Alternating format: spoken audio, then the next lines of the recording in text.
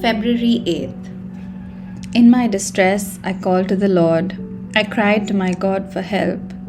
From his temple, he heard my voice. My cry came before him into his ears.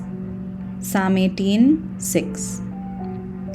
In today's verse, we see David in a place of great danger to his life. He describes his situation in the previous verses as being entangled by the cords of death and overwhelmed by a flood of destruction. In his great distress, David prays.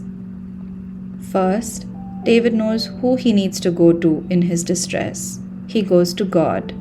He calls to Yahweh, the God who has demonstrated time and again his awesome power. Then, David makes it personal. He says, "My God."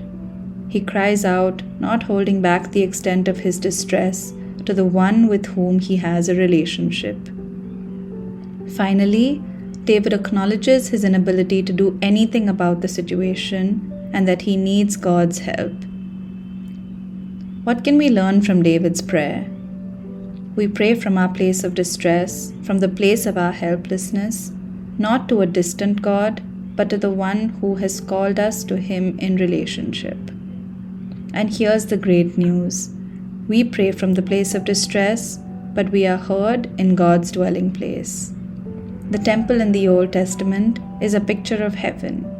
God is saying that there is no place we can be, no trouble we can be in, from where He will not hear our prayers in heaven. The language is so personal. Our cries don't just reach God's ears, they come before His face. When you are feeling crushed by your troubles and feeling there's no way out, don't give up. Cry out to the God who loved you enough to establish an intimate relationship with you. The place of distress is not your permanent condition. Jesus hears from the place of His presence. And we know that when He hears, He answers. And He will do for us what He did for David, who testifies to this further on in the psalm. He brought me out into a spacious place. He rescued me because He delighted in me. Today's prayer. Lord, thank you that when I call to you in my distress, you hear from heaven and bring me into a spacious place.